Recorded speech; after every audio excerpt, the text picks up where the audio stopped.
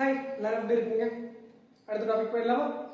அதே தான், near base 100 வச்சுட்டு இன்னொரு சூப்பரான டெக்னிக் நம்ம கற்றுக்க போகிறோம். 103ஐயும் 107ஐயும் எப்படி நம்ம ஈஸியாக மல்டிபிள் பண்ணுறது.